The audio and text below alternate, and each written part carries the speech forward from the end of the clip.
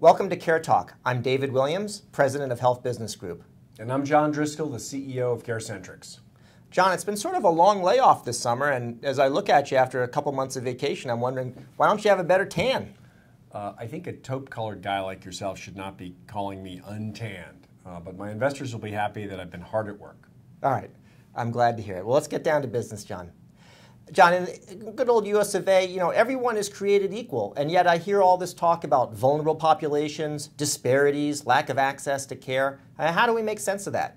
I don't think it's really that hard, David. I mean, the biggest challenge we have in the healthcare system today is that poor people and a lot of populations that are vulnerable have breaks in coverage or have no access to coverage. If we don't solve the coverage gap, we don't get the opportunity to solve the care gap, which leaves populations vulnerable.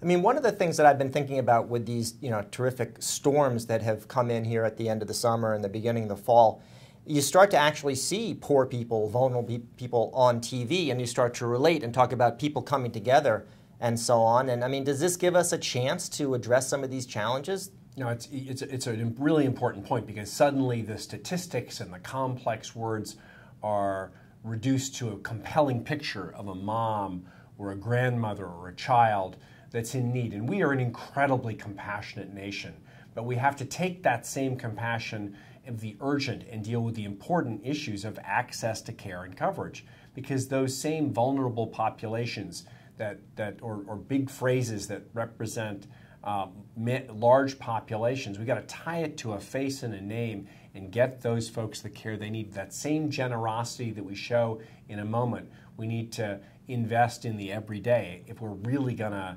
solve the problems that face those people every day. I mean, what I would like to see is to use the aftermath of these storms as an opportunity for those that are doing kind of the wonky, scientific side to connect with those that maybe have had some more skepticism and actually explain how it all fits together. I'm not that optimistic that it's going to happen. It hasn't happened really on climate change. It hasn't happened in healthcare, but I still think we have to try. And if there's going to be any real progress here, we have to try to really come together for more than just that moment, that photo op. It's a really important point. If you think back to Katrina, New Orleans used the opportunity of the wipeout of the chunks of the city to remake their elementary school system with a mix of public and private, and the scores have all gone up. If we use that same opportunity of a crisis to perhaps remake our primary care system in the areas affected, we might actually be able to generate much better care and much more coverage for folks who represent those vulnerable populations. John, at CareCentrix, you are working with people that are vulnerable, or at least at a vulnerable point in their lives. How do you think about access and disparities and so on for the patient population that you're helping to care for? Well, I think that we and a number of other organizations at CareCentrix, we really focus on putting the patient and their family at the center of care and thinking about what's the everyday challenge of getting care.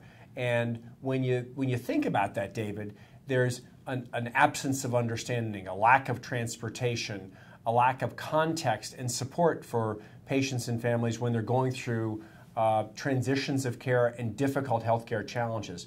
By putting the patient at the center and not just treating that patient episode as a transaction, it really dramatically changes the kinds of things you try to solve for and, frankly, the solutions that work. But we focus on the solutions that work for those patients and families. What one thing would you like to see at the federal policy level that would make a difference in terms of erasing disparities, making people less vulnerable, improving access? Well, there's a lot of things that I'd like to see, but the most important thing is to make sure, going back to your point, that in addition to every person being created equal, we agree on that, every person should get equal access to health care coverage that they can afford.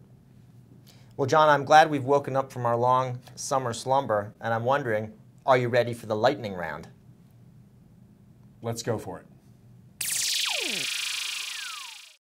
First question, when will drug prices drop? Never. We have a healthcare system where we're not willing to deal with the fact that big pharma's got it rigged. And in that context, prices are always going to go up. Deal with it. John, maybe so, but I have to say this new immunotherapy that's come on the market. It's only being priced at $475,000. And believe it or not, everybody thought it was going to be priced for a lot more. But you're wrong even on that. The reality is that's a drug that $475 and you're cured for life, where there's a likelihood of only 3 to 6 months to live. Let's look at the garden variety drugs like insulin, which has gone up 10,000%. Prices aren't going down. David, are there any unsung heroes today in healthcare? Oh, that's an easy one, John. My president and yours, President Donald Trump, he is the unsung hero in healthcare. He has shown the hypocrisy of the Republican plans for repeal and replace. Can't be serious. He said, of course I'm serious. He said after 7 years of talking about repeal and replace, he brought in a Republican president, a Republican Congress. Of course they can pass it. He finds out, guess what? There's nothing there, and now the whole country knows it. Dead wrong. The only thing he's clarified is the success of Barack Obama in covering more people and lowering a few costs. John, do you think we're going to have a single-payer healthcare system in this country within the decade? Not a chance. We're a varied country with multiple different needs. We're ideologically at two extremes, no single payer in our lifetime.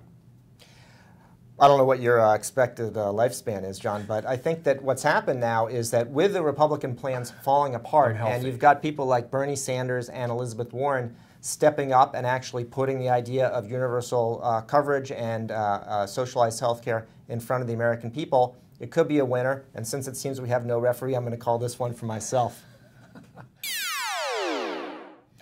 So David, while you're calling things for yourself, what's going to happen to poor people given the dysfunction in policy making today in D.C.?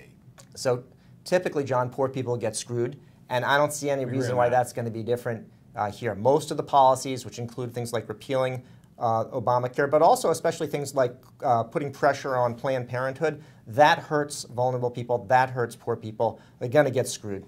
I think the only other thing I'd add is when poor people get screwed, we all pay. It's not just people, those individuals suffering, but it's a system that breaks down, and all of us are going to pay that bill.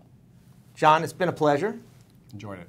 Thanks, everybody, for watching CareTalk, and you can subscribe right here by pressing this button in the corner. Until next month, goodbye.